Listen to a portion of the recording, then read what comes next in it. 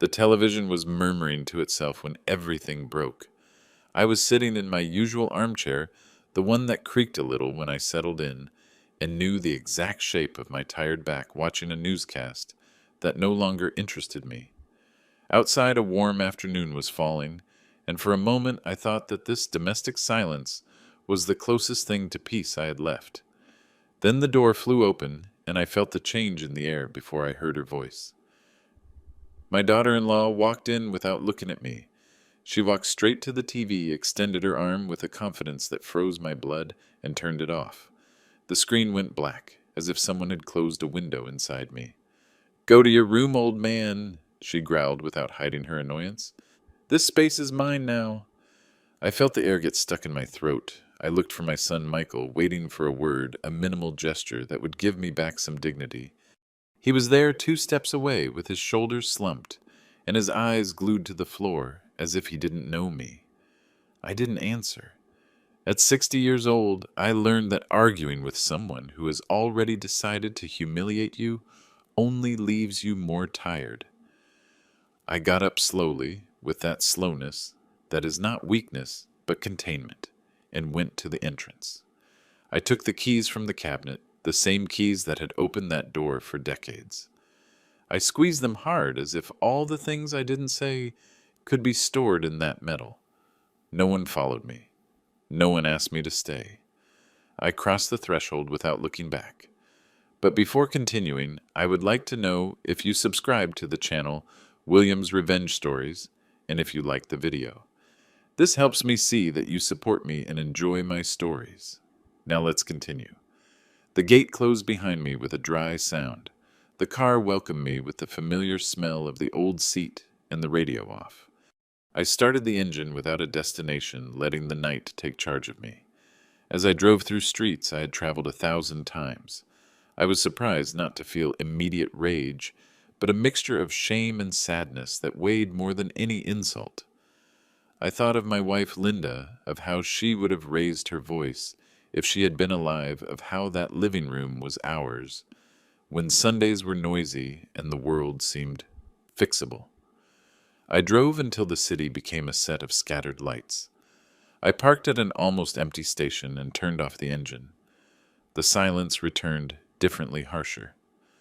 I stayed there for a long time with my hands on the steering wheel, reviewing old scenes, Michael running down the hallway, me painting that living room with a cheap brush, promising that someday everything would be better.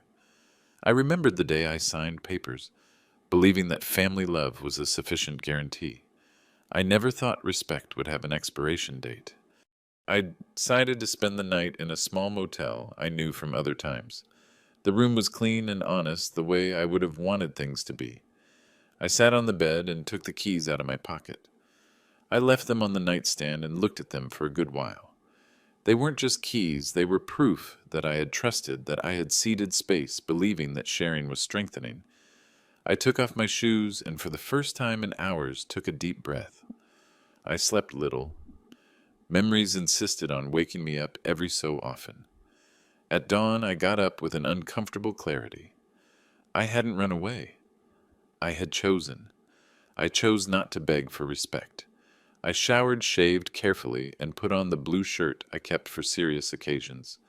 As I buttoned it up, I felt a firm calm, almost strange. Sometimes dignity arrives when one stops asking for permission. I went out early. I bought a coffee and sat down to watch people pass by.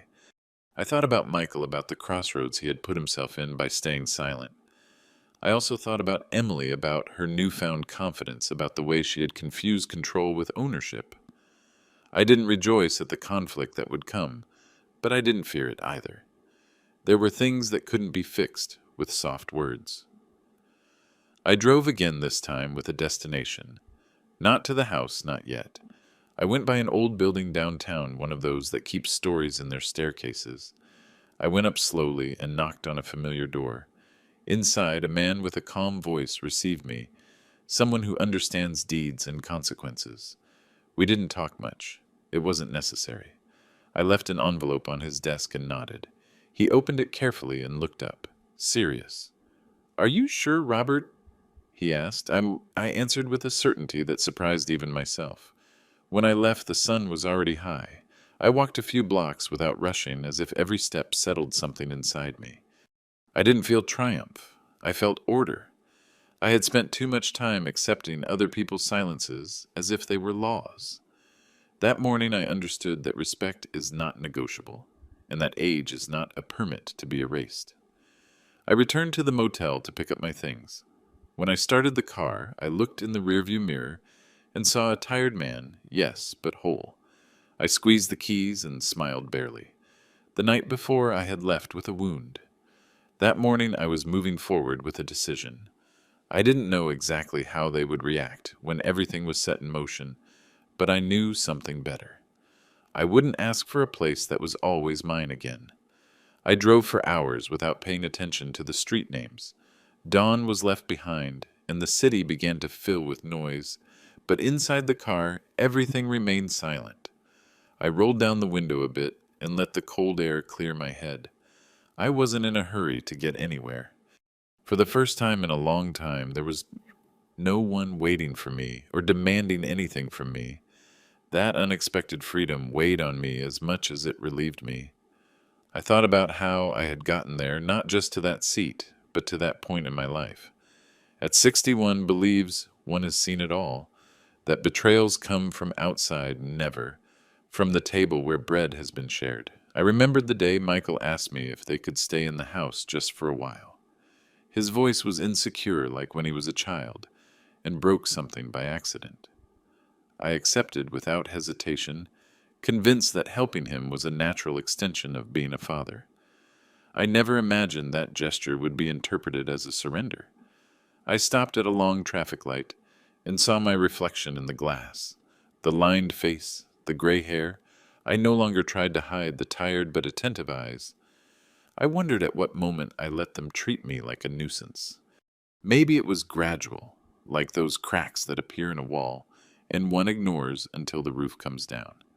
First, it was the change of furniture without consulting me, then the decisions made without notice, then the phrases spoken in a low voice until reaching the direct order to leave the living room. Nothing happens suddenly. Disrespect installs itself slowly. I kept driving until the streets opened into wide avenues. I stopped at a small coffee shop, one of those that survive by habit more than by fashion. I ordered a strong coffee and sat by the window. I watched people enter and leave, each with their own rush. I realized that no one knew who I was or what I had just lost.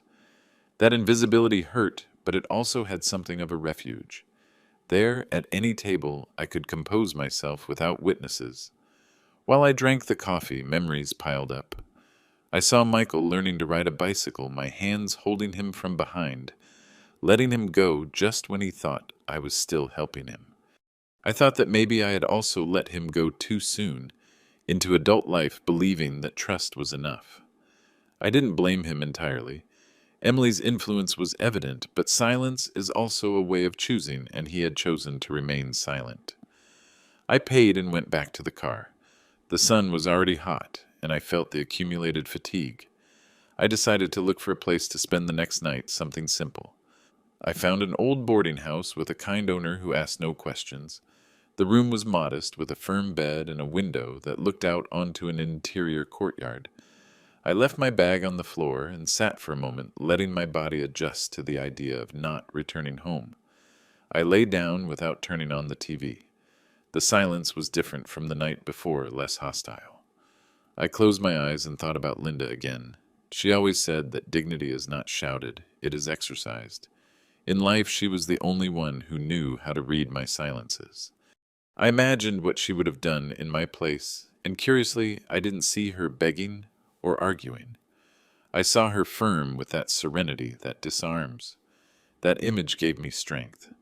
The next morning I woke up early. I got ready calmly, as if every gesture had importance. I went out to walk around the neighborhood aimlessly. I passed in front of houses I didn't know other people's lives that followed their course. I wondered if I would ever feel part of something like that again, of a shared home, without tensions. The answer didn't come, but neither did the fear. Sometimes not knowing is better than clinging to a wrong certainty. I went into a stationery store and bought a notebook. I sat on a bench and started writing something I hadn't done since I was young. I noted dates, names, details I had kept for years, not out of resentment, but out of clarity. I discovered I had a precise memory when it came to what it had cost me to get things. That notebook became a map, not of revenge, but of truth. At noon, I received a brief text from Michael. "Where are you?" I read it several times before putting it away without answering. It wasn't punishment, it was a need to think. If I answered at that moment, I would go back to being the father who fixes everything to avoid conflicts. And this time, it wasn't about fixing, but about setting limits. I took a deep breath and kept walking. In the afternoon, I went back to the boarding house and sat by the window. I took out the keys again and left them on the table. I thought about the sound they had made when falling there the night before, like a period. I smiled, barely realizing it wasn't an ending, but a necessary pause. What would come next wouldn't be easy, but it would be fair. That night I slept better. Before closing my eyes, I had a clear certainty. I wasn't running away. I was moving forward even if the path didn't have a name yet. I had spent too much time believing that love justified contempt. Now I understood that loving also implies making oneself respected, and with that thought calm but firm, I let sleep overtake me. For years I believed that memories were enough to sustain a house. I was wrong. That morning, sitting at the small table in the boarding house, I understood that walls are not maintained with affection but with truth. I opened the notebook and started from the beginning, not out of nostalgia, but out of precision. The house was not a gift. It never was. It was a measured decision made in a moment of clarity that now took on a different meaning. I bought it when Linda was still alive.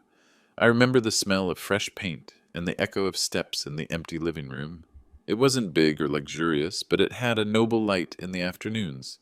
We thought of it as a place to grow old without shocks, close to our son, with space for visits and shared silences. When she got sick, the house became a refuge and a promise. I signed papers with the conviction that I was protecting everyone's future, not giving it away. Michael insisted on moving in after his wedding. "It will be temporary," he said with that mixture of enthusiasm and urgency that newlyweds have. I accepted with clear conditions spoken and written. I didn't like misunderstandings. I drafted a simple agreement without drama, advised by a friend who was always meticulous. Life estate shared administration respect clauses. No one forced me. I chose to be careful. I kept everything in a blue folder that was forgotten in a drawer, like instructions no one reads until something breaks. Over time, the folder lost weight against habit. Emily arrived with her way of doing things efficient and dominant. She changed curtains, rearranged furniture, established schedules. I observed without intervening. I thought giving up space was a form of coexistence. I didn't notice the exact moment when courtesy transformed into displacement. It was a silent process, like mold growing behind a painting. That morning, I decided to check everything. I called the old building downtown and asked for a copy of the documents. They attended me with the formality of someone recognizing an old signature. "Everything is in order," they said. I knew it by the tone. There were no doubts, no loopholes. I felt a dry relief without euphoria. Truth is usually like that, firm and unshowy. I returned to the boarding house with the papers in a new folder. I sat on the bed and read them slowly, line by line. Every clause was a word I had chosen when I still felt heard. I realized that Emily had never seen them, and Michael, if he saw them, had forgotten them. Not out of malice, maybe out of comfort. Comfort is an effective enemy of respect. I remembered the scene in the living room and understood something that hurt me to admit. They hadn't expelled me from a space. They had expelled me from a story. When she turned off the TV, she didn't just turn off a screen. She turned off my presence. That gesture was possible because I had allowed small shadows before. I wouldn't punish myself for it, but I wouldn't repeat it either. I went out for a walk to clear my head. The neighborhood seemed the same as always, but I didn't. I went into a hardware store and bought a rigid folder, one of those that don't bend. I organized the documents with an almost ceremonial care. It wasn't an act of revenge, it was of order. When one orders, one decides what stays and what goes. At noon, I received another call from Michael. I didn't answer. Not out of contempt, but because I still didn't have the words to say. Words without structure do more damage than silence. I sat in a square and watched a grandfather pushing a swing. I thought about how old age becomes invisible when it hinders and endearing when it entertains. That double standard ignited a serene indignation in me. In the afternoon, I went back to the building downtown. I went up the stairs with the folder under my arm. The man with the calm voice received me and reviewed the papers with me. He spoke of deadlines, notifications, procedures. I nodded.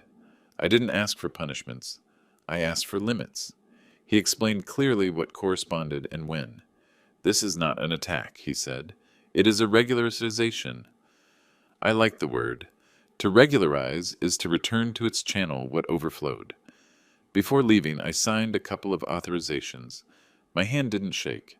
I thought of Linda and her favorite phrase, "Do it right, even if no one is looking."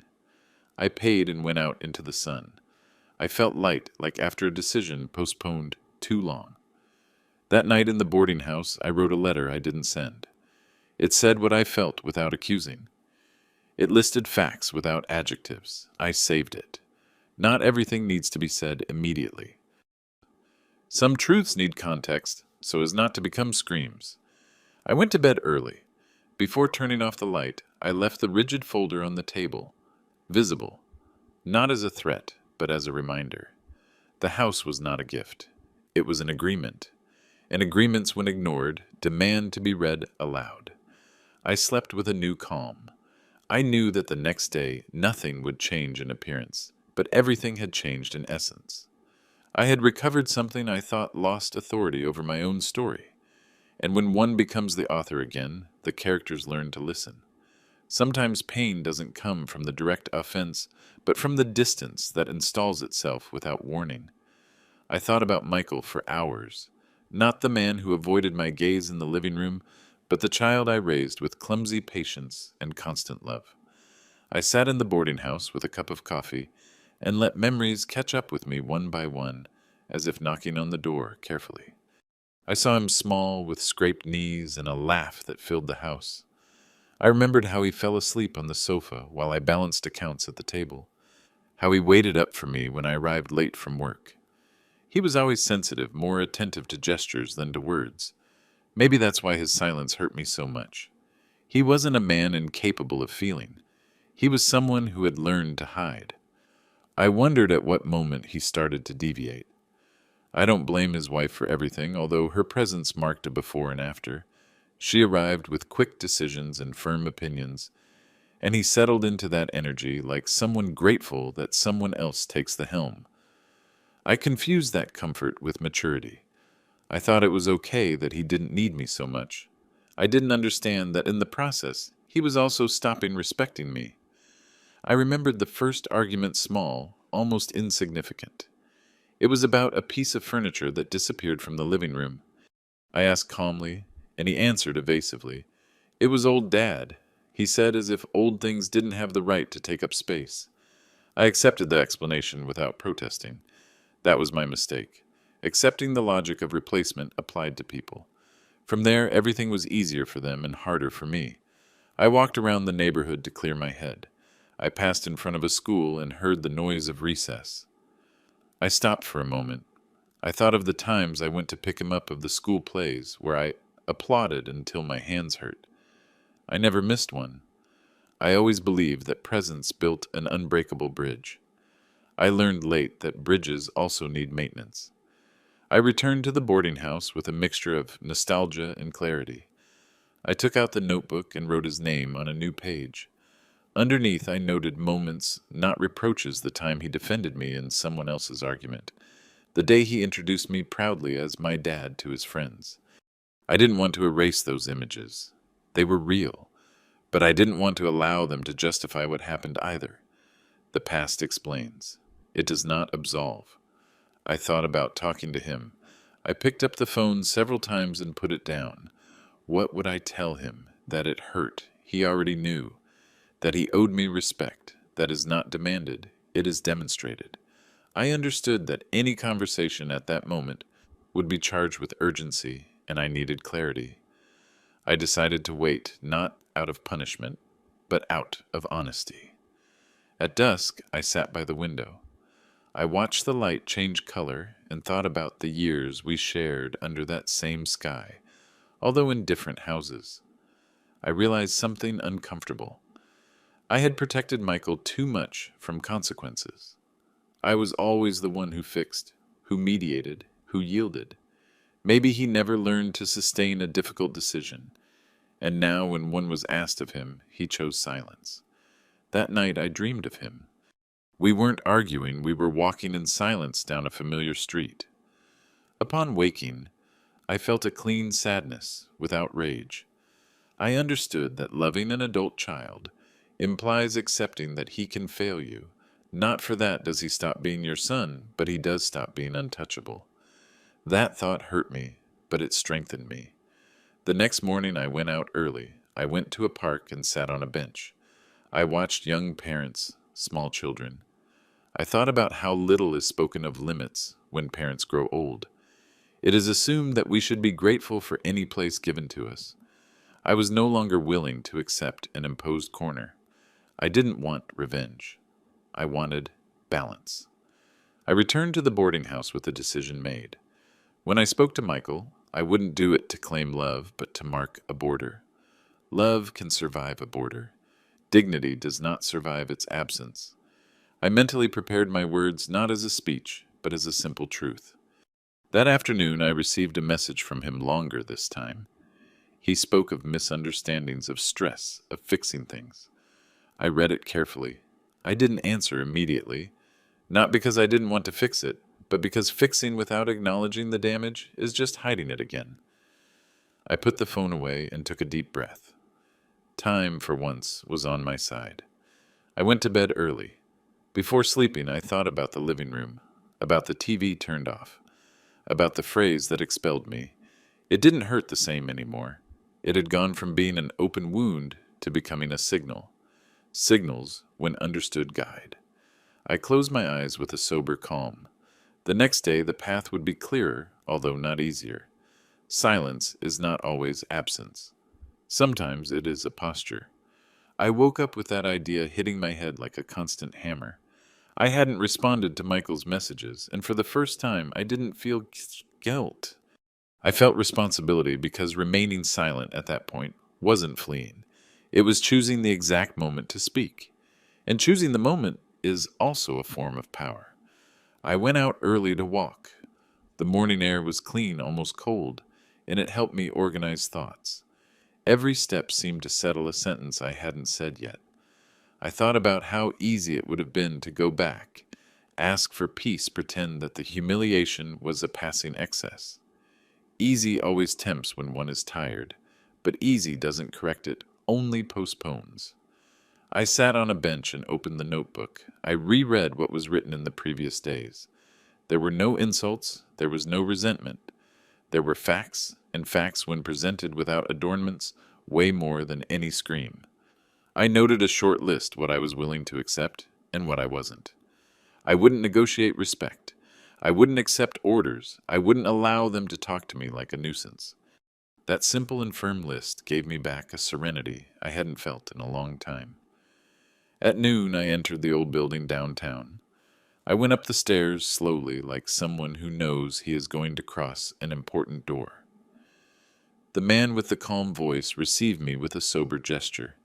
We sat face to face. We reviewed dates, deadlines, and procedures. He explained what would happen if no one cooperated, and what would happen if they tried to delay the inevitable. I listened without interrupting. I didn't ask for harshness. I asked for clarity. Sometimes the silence of one party forces the other to speak, he said, and when it speaks, it usually tells the truth. I nodded. I understood that the process didn't need drama. The law neither gets offended nor exalted. It simply acts. I signed a couple more documents and kept the copies in the rigid folder. When I left, the sun was high and the city remained the same. I didn't. I felt aligned as if I were finally standing where I should be. I walked back to the boarding house. On the way, the phone vibrated. It was Michael again. This time I didn't open the message immediately. I gave myself permission to finish the coffee first, to breathe. When I read it, I noticed a change. There was real concern. He talked about talking calmly about bad misunderstandings. He didn't mention his wife's phrase, nor the TV turned off, nor the order to leave. Silence is also a way of dodging. I put the phone away. Before continuing, tell me here in the comments what you think of this story so far and what you would do in his place. Don't leave the video, because what comes next will give you goosebumps. That afternoon, I stayed in the room, organizing thoughts. I opened the folder and reread the clauses. I wasn't looking for flaws, I was looking for coherence. Everything was clear. A new sensation surprised me. I didn't want to punish anyone. I wanted them to understand that there are lines that are not crossed without consequences. The consequence wasn't to expel it, was to restore balance. I thought about Emily, about her confidence when turning off the TV, about the way she occupied the living room as if it were a trophy. I didn't hate her. I saw her as someone who confuses control with ownership. That mistake is usually learned late, sometimes too late. I wasn't happy to be the teacher of that lesson, but I wasn't going to refuse to teach it either. When night fell, I decided to write a brief message to Michael. Not an explanation, not an argument, just an appointment. Tomorrow I will speak when everything is clear. I need you to listen. I sent it and left the phone face down. I felt a knot in my stomach. Not of fear, but of expectation. When one sets a limit, the body reacts. It knows something important is about to happen. I slept little. I dreamed of the house of the living room, lit by the afternoon, with Linda sitting in the armchair. She said nothing. She looked at me with a calm that always sustained me. Upon waking, I understood I was ready, not to fight, but to keep my word. The next morning, I dressed with care. I chose a simple, clean shirt. I didn't want to look solemn or fragile. I wanted to be clear. I ate breakfast slowly and put the folder in my bag. Before leaving, I looked at myself in the mirror. I saw an older man, yes, but not defeated. I saw someone who had learned a necessary lesson late. I walked to a nearby square and sat down to wait. The phone vibrated. Michael said he would come later. I accepted. Time played in my favor again. I watched the people. I heard fragments of other people's conversations. Life went on indifferent to my decisions. That indifference, far from bothering me, gave me strength. I didn't need approval. I needed coherence. When the sun started to go down, I knew the movement was already underway. Not by messages or promises, but because the process does not depend on the will of those who ignore limits. It depends on facts, and facts, once activated, advance with a firm step. I returned to the boarding house at dusk. I left the folder on the table and turned off the light. I went to bed with a strange calm, like someone who knows he has done the right thing, even if the cost is high. Silence that time didn't isolate me. It protected me. And in that protection, I found the certainty that what would come wouldn't be comfortable, but it would be fair. Night fell without ceremonies.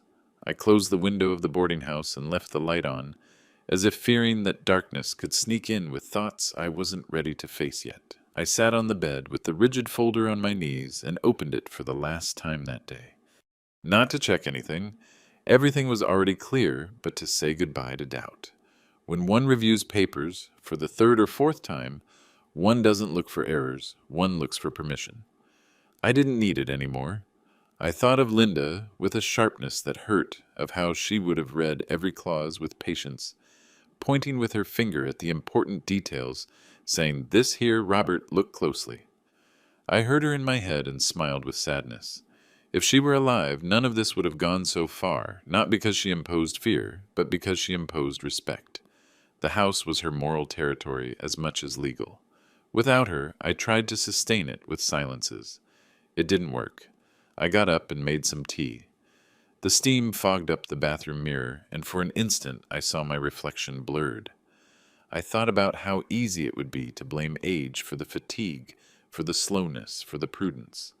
But age hadn't made me weak, it had made me precise. I no longer argued out of pride, but out of principles, and that difference changed everything. I went back to bed and took a small wooden box out of my bag. Inside, I kept my father's watch. It was never luxurious, but it marked time with stubborn accuracy. I held it in my hand and remembered a phrase of his: "Time puts everyone in their place. The hard part is waiting, standing up." That night, I finally understood what it meant to wait standing up. It wasn't immobility, it was posture. The phone vibrated. A message from Michael. "Tomorrow we talk. Everything can be fixed." I read the phrase several times. The verb fix seemed dangerous to me. Fixing sounds like accommodating without changing, covering cracks with paint. I didn't want fixes. I wanted recognition. I put the phone away without answering. If we talked, it wouldn't be to soften what happened, but to name it. I went to bed early, but sleep didn't come immediately. My mind filled with possible scenes. Emily denying everything, the crying, the accusations, the late promises. I felt no pleasure in any of those images. I felt responsibility because once the process advanced, there would be no turning back. And yet I didn't hesitate. There are decisions that are not taken with joy, but with conviction. Near midnight, I got up again. I opened the folder and signed one last document I'd left for the end. The paper crunched under the pen. My signature came out firm, recognizable. When I finished, I took a deep breath. There was no turning back, but no regret either. I put the document away and closed the folder carefully. I sat on the bed and let silence settle. I thought about the next morning, the doorbell ringing, the man in the black suit walking up the step. I thought about the door opening, the gesture of surprise. I didn't imagine it with malice, I imagined it with inevitability. Consequences rarely arrive with a bang. They arrive with formality. Finally, I fell asleep. I dreamed of the empty house without furniture, without voices. I walked through the living room, and the echo of my steps was clear. I didn't feel sadness in the dream. I felt order. Upon waking, the clock marked early. The day had arrived. I showered with warm water and dressed slowly. I chose simple clothes, clean, without adornments. I didn't want to look like a winner or a victim. I wanted to look like me. I ate little breakfast.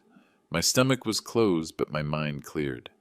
I kept the folder and my father's watch in the bag. Before leaving, I turned off the light and closed the door carefully, as if that room had been a respectful witness. I walked to a quiet corner and sat on a bench. The sky was clear. The city began its routine. I thought about how, for most, that would be any other day. For me, it was a turning point. I didn't feel fear. I felt a sober solemnity. Life doesn't always warn when it asks you to be firm. The phone vibrated again. This time I didn't look at it.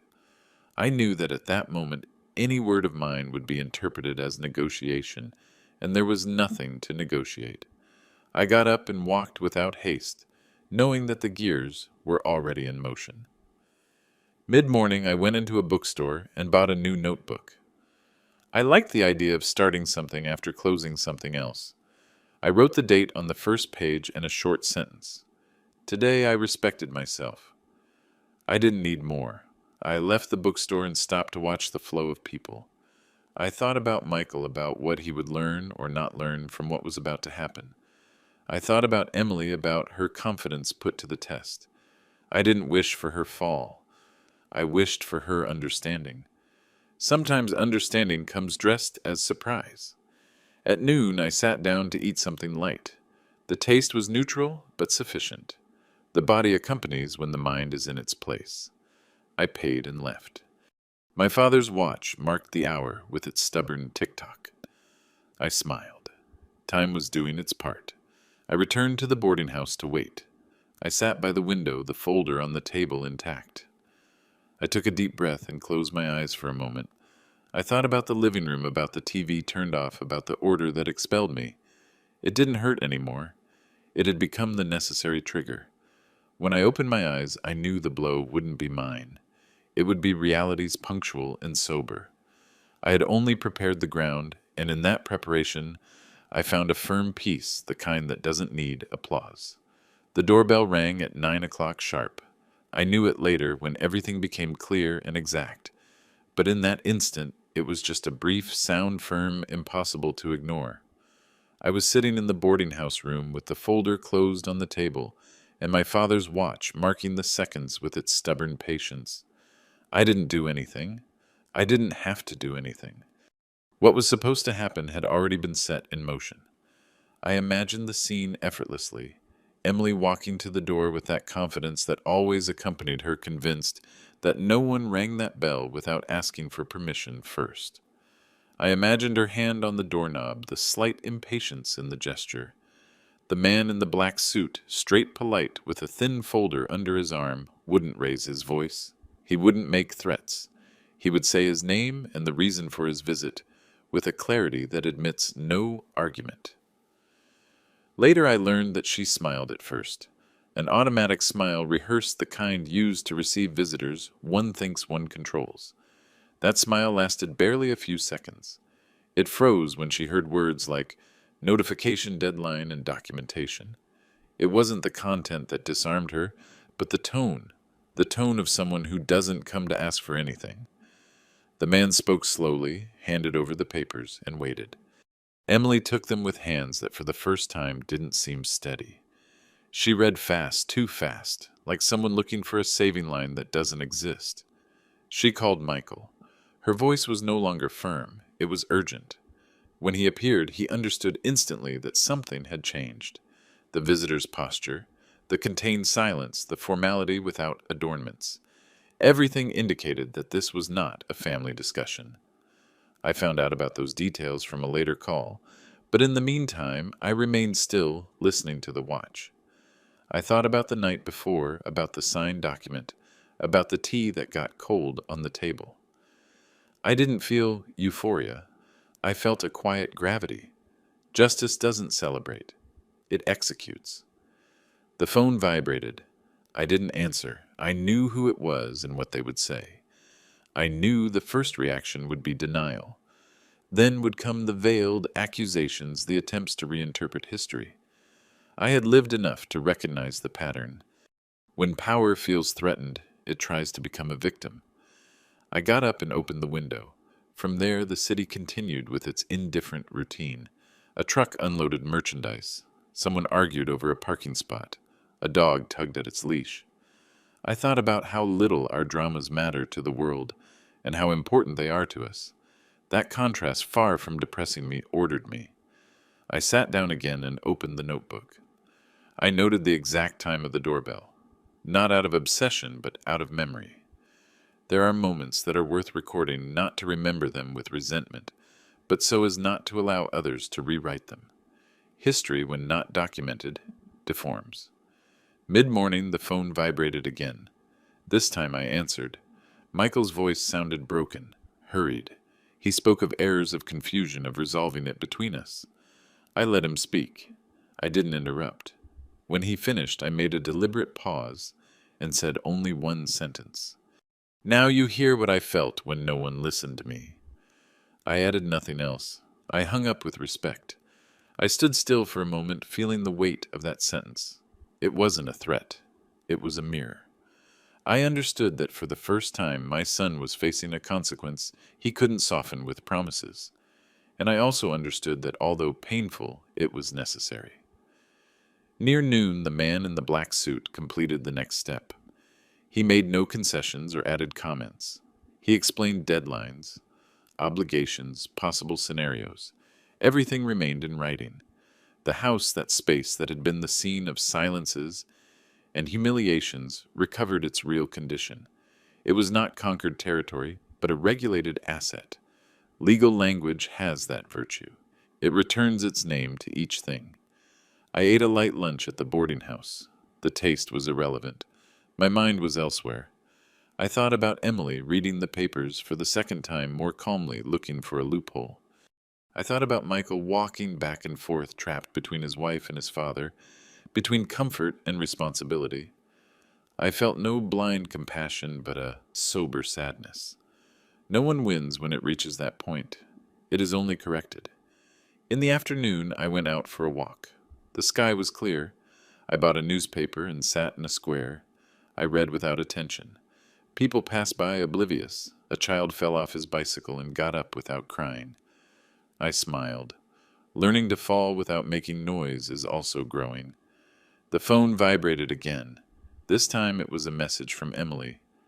Brief, formal, too correct to be sincere. I didn't answer, not because I had nothing to say, but because what needed to be said was already said in the papers. Sometimes the clearest word is the procedure. At dusk I returned to the boarding house. I sat by the window and let fatigue settle in. It wasn't physical exhaustion, it was the emotional weight of closing a stage. I thought about the living room, about the TV turned off, about the phrase that expelled me. For the first time, I remembered it without pain. It had become the beginning of something different. That night, I slept deeply. I didn't dream of arguments or reproaches. I dreamed of a bright and orderly room. Upon waking, I knew that the impact hadn't been the legal blow, but the certainty that accompanied it. It was no longer possible to pretend that nothing had happened. The man in the black suit had rung the doorbell. Yes. But what had really rung was a truth long postponed. And that truth, once in motion, is not stopped with diverted glances or complicit silences. The true impact wasn't the doorbell or the papers. It was the silence that remained afterwards. A silence different from other times. Thick, uncomfortable, impossible to fill with excuses. I felt it miles away, like one feels a change in pressure before the storm. That day I understood that power is not always seized. Sometimes it simply returns to its rightful owner. Michael called me again in the afternoon. This time he didn't speak fast or try to soften anything. His voice was tired, disarmed. He said my name like when he was a child and needed something real. He asked to see me. I accepted, but I set a condition. We would talk without shouting and without third parties. I knew that conditions simple and reasonable already marked a new terrain. We met in a discreet cafe far from the house. He arrived before me. He was hunched over with tense shoulders. When he saw me, he stood up immediately. He didn't hug me, nor did I hug him. We sat face to face like two men who could no longer hide behind roles. We ordered coffee. The ritual helped time settle. I never thought we would come to this, he said at last. I looked at him without reproach. I didn't think I would be told to go to my room either, I replied. And yet it happened. He looked down. He talked about pressures, about arguments at home, about decisions made to avoid problems. I listened to everything. When he finished, I did something I had never done with him. I didn't console him. I told him calmly that avoiding problems is not the same as doing the right thing, that his silence had been a choice, that respect is not inherited, it is practiced. I mentioned the papers without drama. I explained that I wasn't looking to humiliate anyone but to restore limits. I told him that the house wasn't a prize or a loot, but an agreement, and that agreements, when broken, activate consequences. My voice didn't shake. I surprised myself. He nodded. He didn't argue. For the first time, he didn't look away. In that gesture, I understood that something had moved. It wasn't full repentance. It was recognition. Recognition is the first step of change, although it guarantees nothing. Upon returning to the boarding house, I felt the fatigue of a necessary conversation. I lay down for a while and let the afternoon advance. The phone vibrated with a message from Emily. I didn't open it immediately. When I did, it was brief and dry. She asked for time. She didn't apologize. She asked for time. I smiled with a mixture of irony and patience. Time now was no longer hers. It was regulated. That night, the man in the black suit fulfilled his function again. He didn't visit. He notified. Deadlines were established with surgical precision. There was no room for creative interpretations. The house had to be ordered. Decisions had to be documented. Responsibilities had to be assumed. Legal language doesn't understand domestic hierarchies. It understands rights and obligations. I ate a light dinner and wrote in the notebook. I didn't note emotions. I noted facts.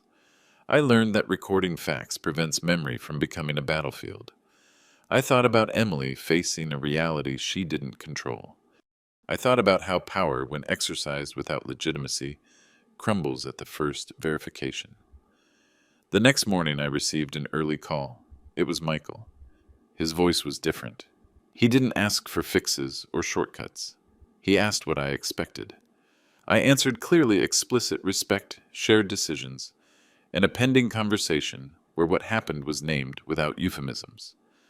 I told him the process would run its course with or without goodwill. It wasn't a threat. It was a description. I went out for a walk. The neighborhood was waking up. I saw a woman opening her business, a man sweeping the sidewalk. Life resumed its rhythm.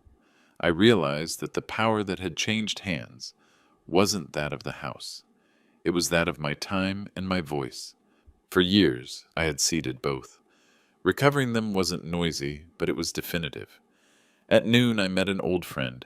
I didn't tell him details. I didn't need witnesses. We talked about simple things. We laughed. That laughter, brief and sincere, was a sign that the body began to release tension. Not every conflict is resolved with tears. Some are settled with clear limits. In the afternoon, I received a different message from Emily. This time she acknowledged excesses and proposed talking. I responded with a short sentence. When you are ready to listen, we talk. I didn't add anything else. The power of a short sentence, I learned, surpasses that of a long speech. That night, while organizing my things, I thought about the living room. I imagined the TV turned off the empty armchair. I felt no desire to occupy it again. I felt something better, the certainty that no one would ever tell me where I should be again. The space had been redefined. It no longer depended on permission. I went to bed with a new calm. It wasn't triumph. It was balance. Power had changed hands, not because I seized it, but because I stopped lending it. And when one stops lending what is his, others learn sometimes late to return it. The pending conversation arrived without warning. It wasn't a formal appointment or a meeting planned in advance. It was a brief, almost trembling call in which Michael asked to see me for a moment. I accepted, not because I was ready to forgive, but because I no longer needed to protect him from the truth. When one stops protecting, one starts educating. We met in a quiet park mid-afternoon. The sky was clear and the wind moved the leaves with a constant murmur, as if the place wanted to remind us that the world goes on even when families break. Michael arrived with an unsure step. He sat next to me without looking at me. I didn't look at him immediately either. I learned that silence used forces words to be ordered.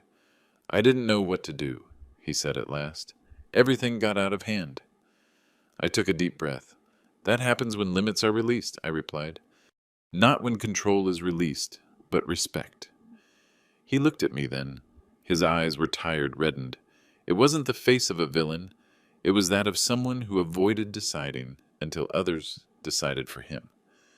I told him without raising my voice what I felt that afternoon in the living room. I didn't adorn anything. I said the phrase just as it was said. I described the gesture of looking away. I explained that the pain wasn't just the order, but his silence. That silence was the clearest message of all. He wanted to interrupt me. I raised my hand gently.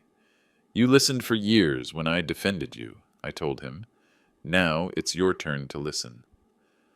I spoke of the house as an agreement and not as an inheritance, of the difference between helping and disappearing, of how, without realizing it, he had allowed me to be reduced to a tolerated presence. I didn't accuse him of malice. I spoke to him of responsibility. Responsibility doesn't scream. It weighs.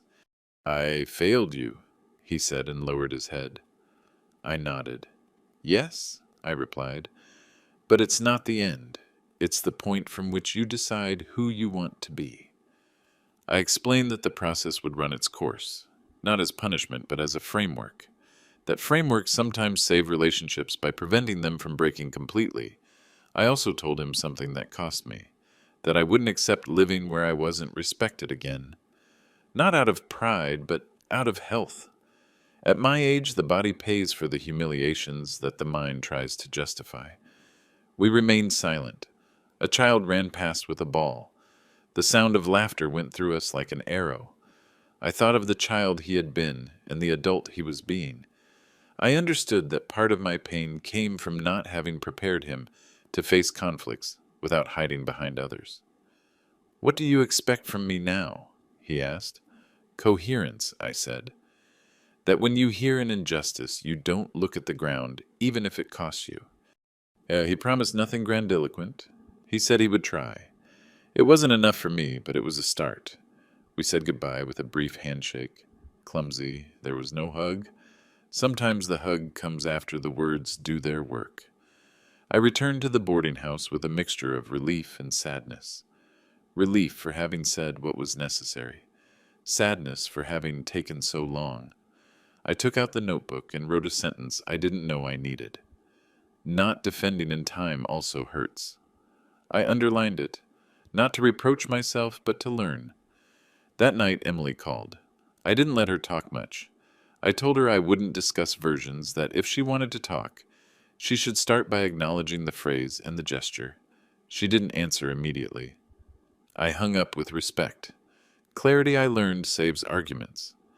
The next day, the man in the black suit advanced with the next step. Everything according to plan. There were no improvisations. Deadlines were approaching and reality became concrete. I kept to the sidelines without interfering. I didn't need presence for things to happen. I needed consistency. I went out for a walk early. The air was cool. I thought about the word revenge and how little it fit what I felt. I wasn't looking to make anyone suffer. I was looking to restore. Restitution doesn't humiliate, it orders. If someone felt humiliated, it was because they had confused privilege with right. In the afternoon, I received a message from Michael. It was brief but different. He explicitly acknowledged his wife's phrase and his silence.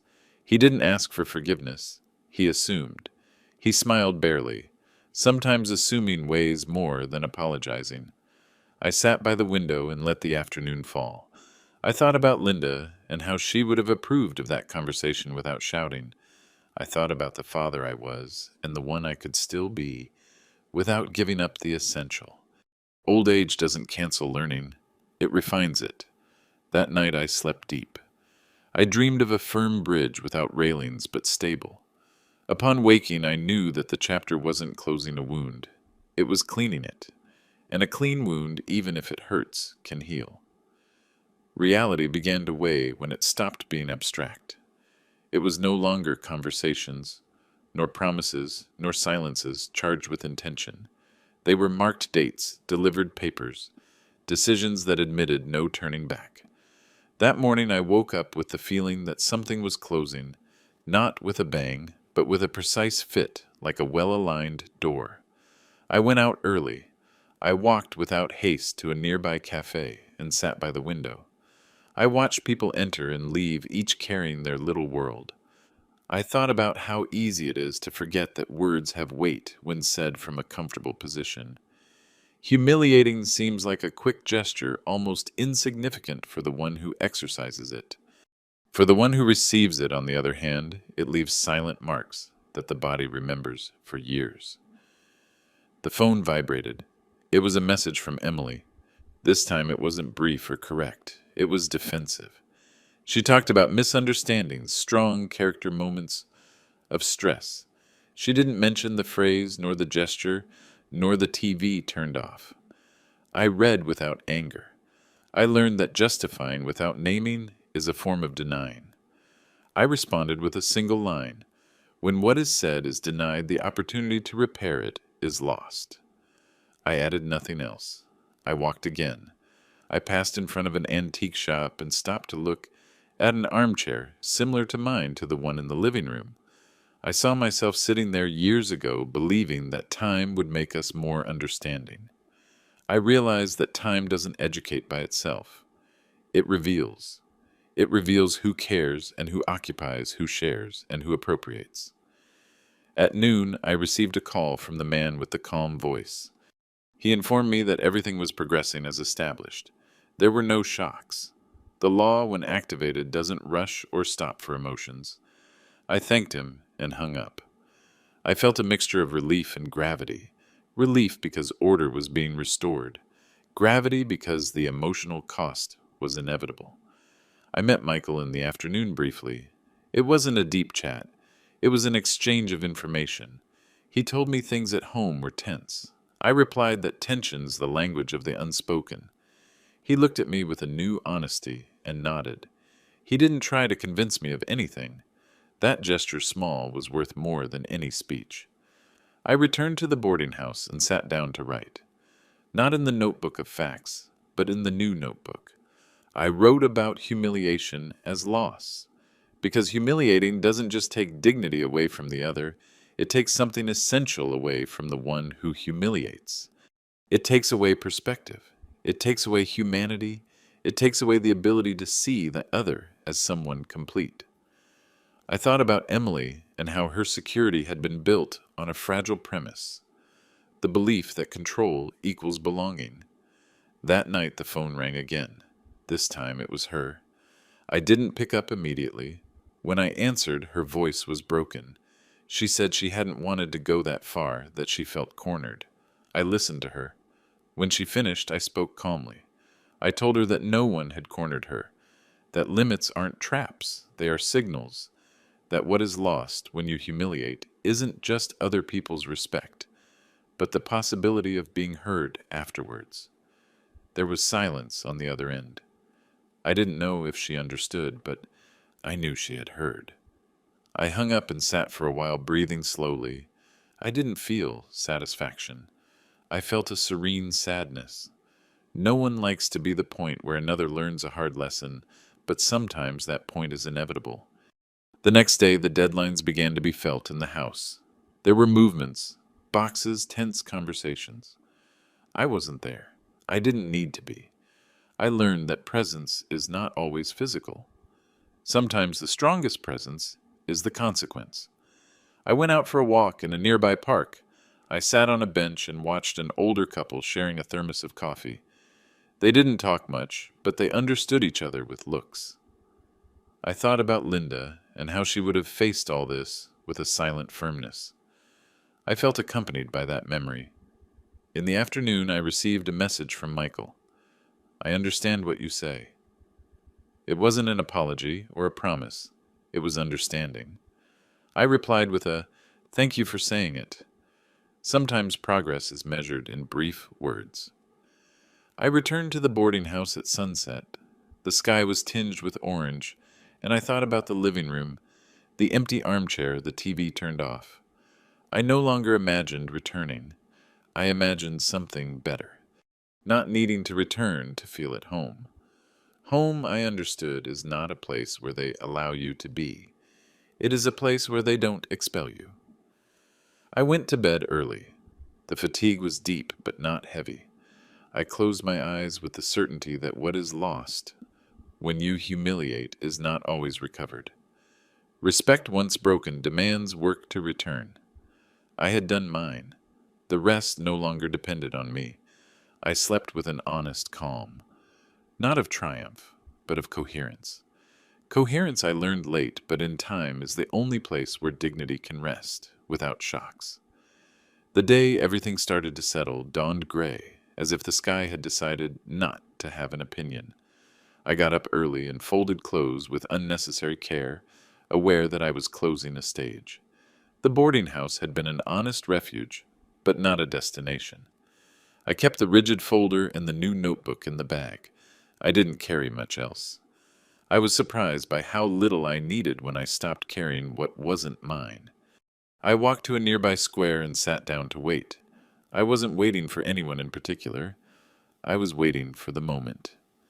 Mid-morning, the phone vibrated. It was the man with the calm voice. He informed me with usual precision that deadlines had been met and that the established order was already in force. He added no comments. He made no judgments. I hung up and took a deep breath. I felt a contained relief, like when a fever breaks without applause. I decided to pass by the house for the last time, not to enter, but to see it. I parked half a block away and walked slowly. From the outside, it looked the same as always. Walls don't reveal the stories they keep.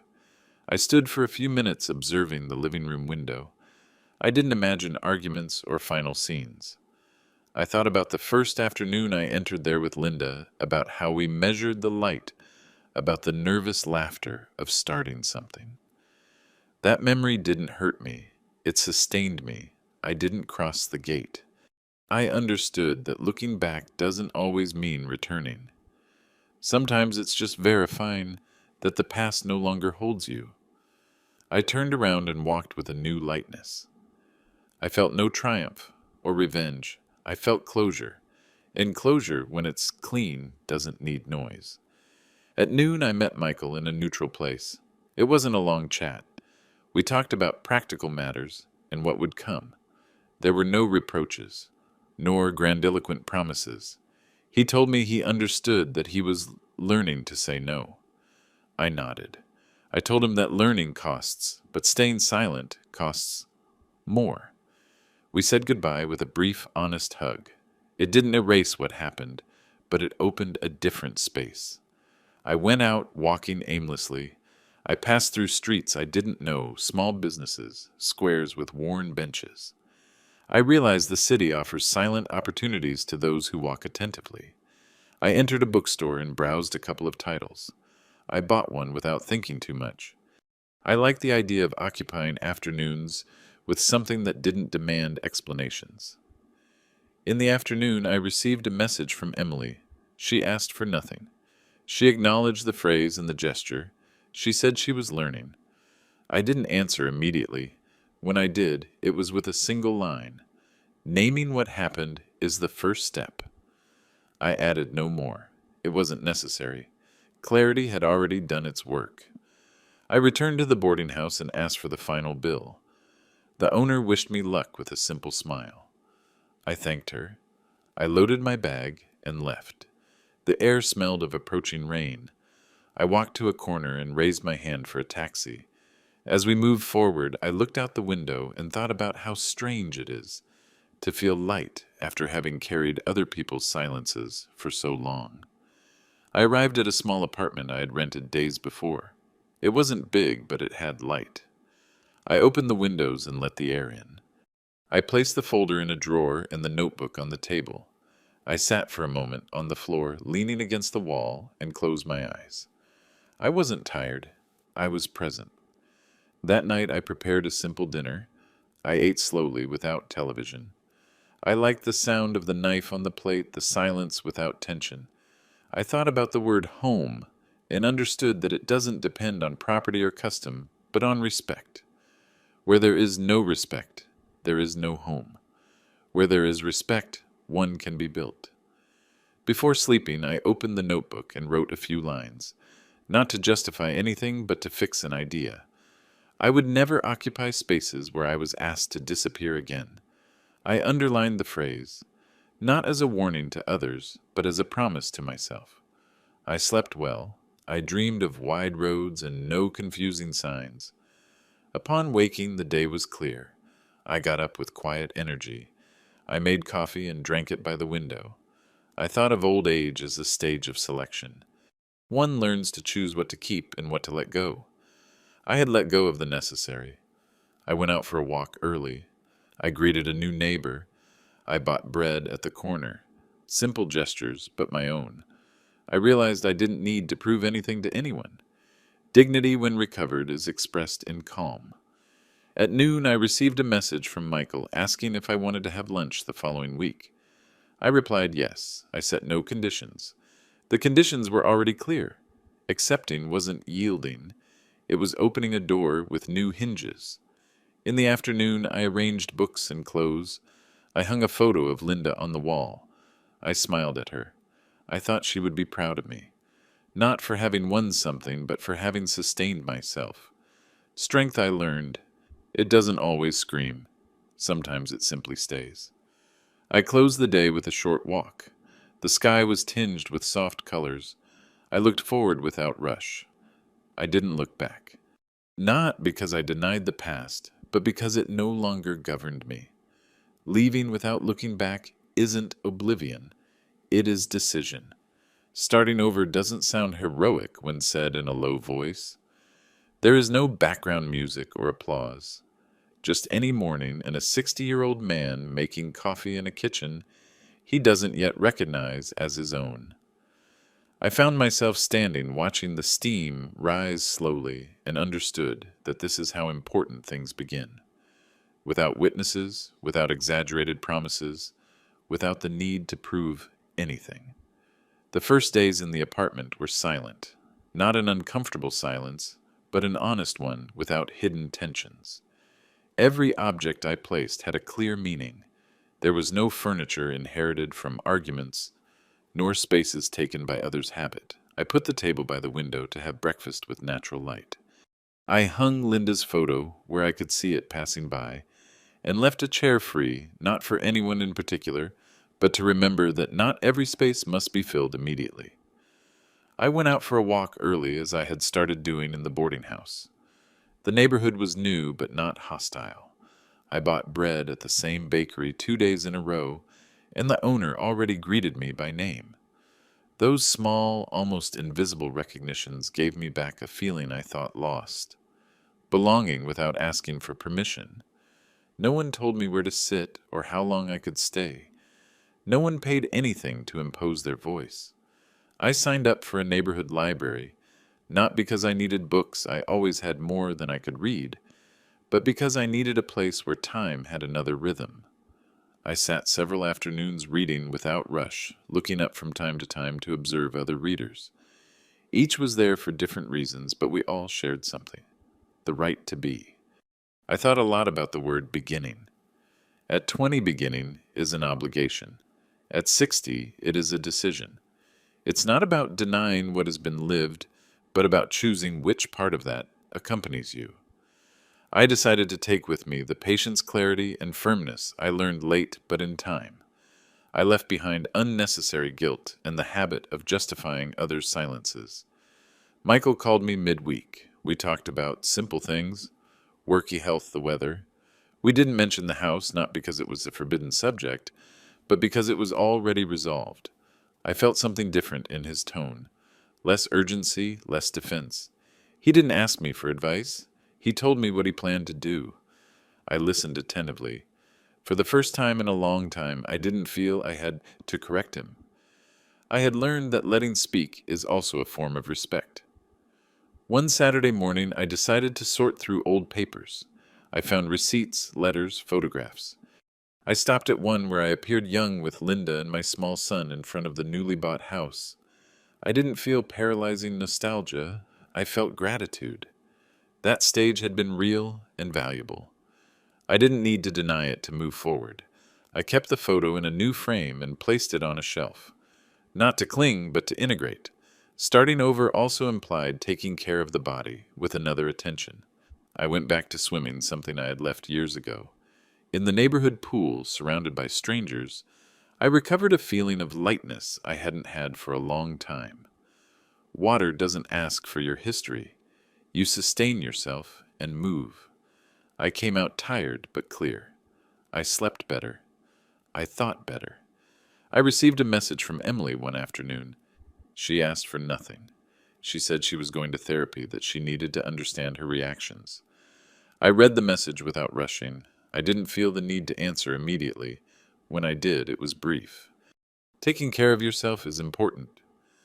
I added no reproaches or conditions. The process was no longer mine. I had done what corresponded to me. The afternoons became mine. I cooked simple dishes, listened to low music, wrote in the new notebook without a clear goal. Sometimes I noted thoughts, other times loose memories.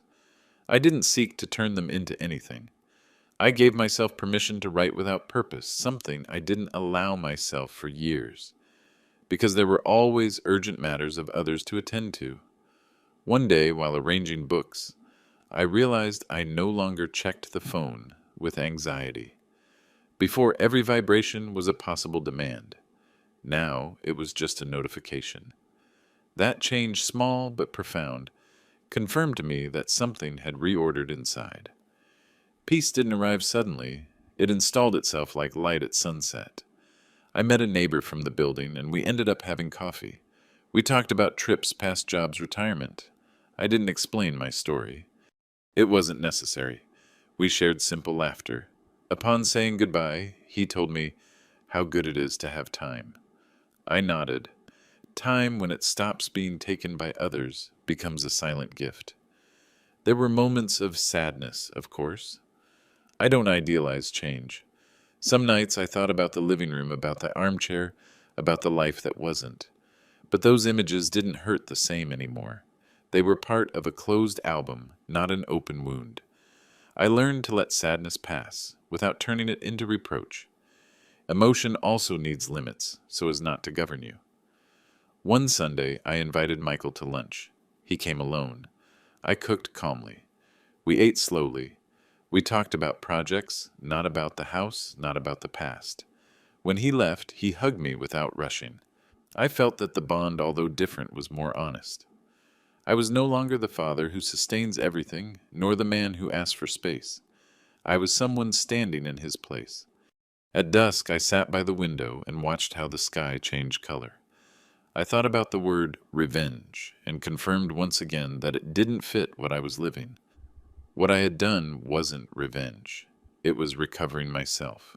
Recovering the voice, the time, the space. Revenge seeks to hurt. Recovery seeks balance. It is curious how starting over at 60 doesn't imply running, but choosing carefully. Choosing who to call, who to listen to, who to open the door to. Choosing also who not to. That selection, far from isolating me, connected me better with myself and others.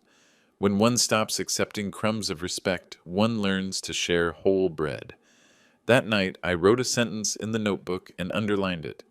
I didn't leave to punish, I left to live. I closed the notebook and left it on the table. I turned off the light with a tranquility I didn't know.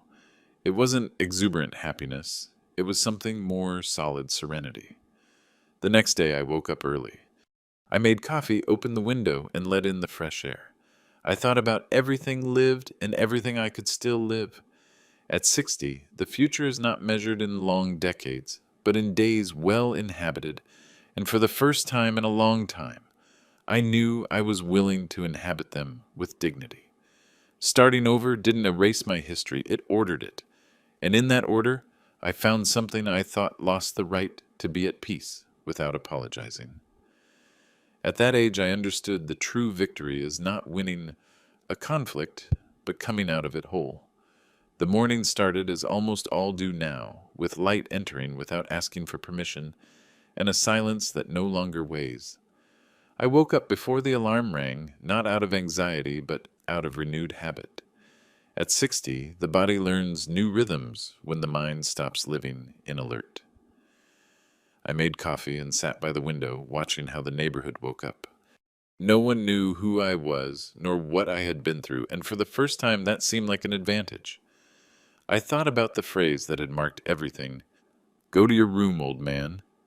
For days I analyzed it from all possible angles, not out of obsession, but because certain words deserved to be understood in depth.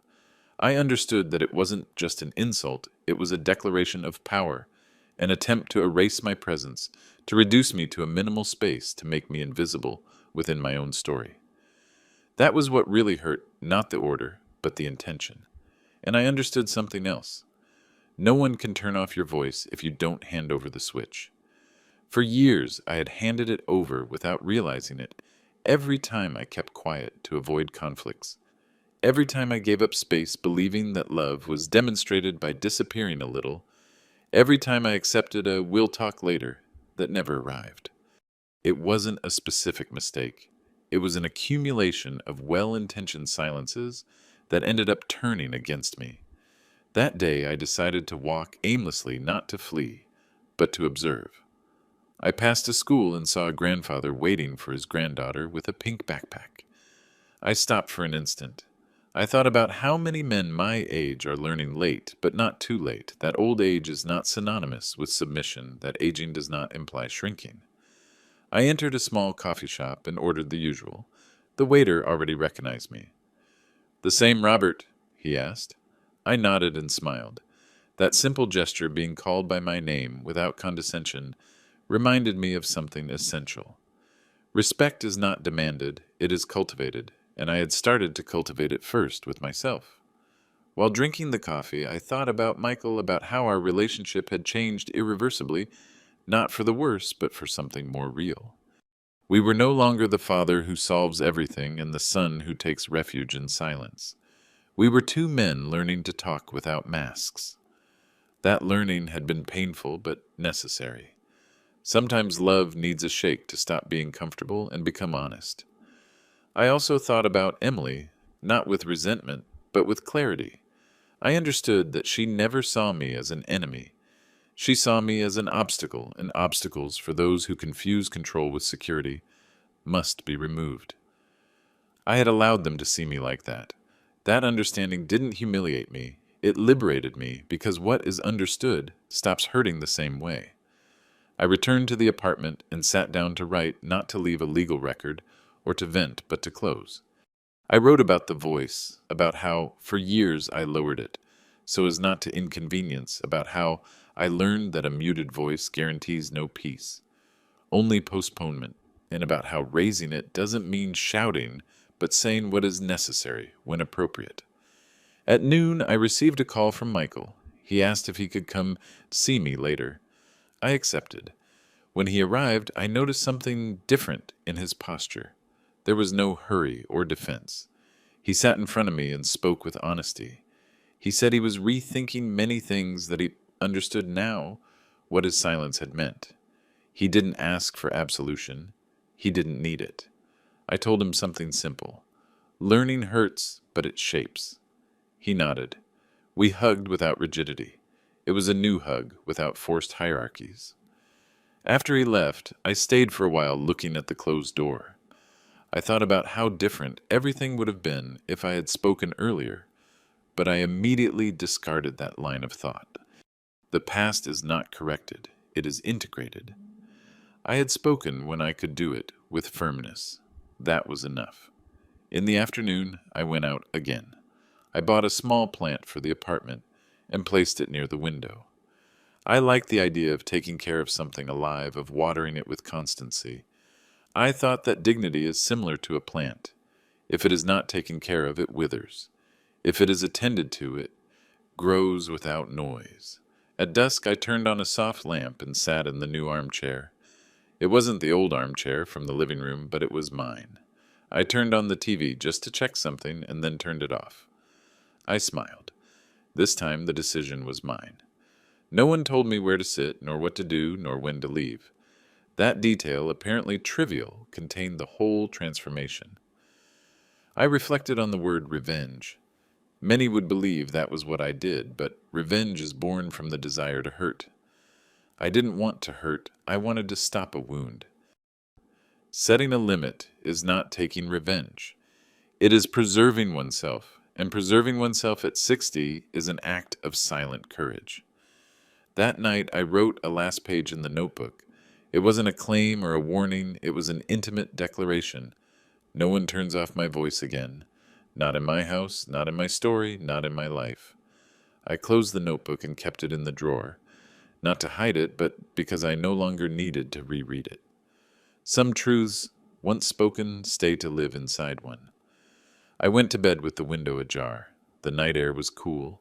I thought about all the people who, like me, have been pushed to the margin with a phrase, a gesture, an elusive look. I thought about how easy it is to remain silent and how dearly it is paid for later.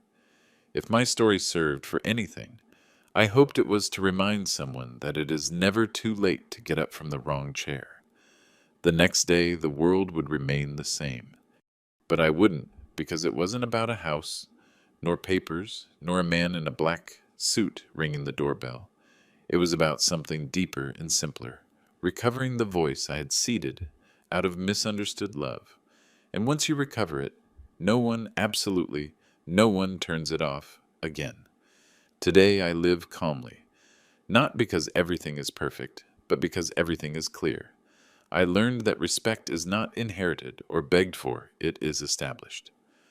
I learned that prolonged silence also speaks, and that sometimes it says the worst. And I learned that leaving is not always fleeing. Sometimes it is the only way to stay with yourself. If you made it this far, thank you for listening. And now I ask you, what did you think of this story? What would you have done in my place? Tell me also from which city you are watching us. If this story touched your heart, subscribe to the channel, like the video, and share your opinion in the comments. I love reading you. I am Robert, and this was my story.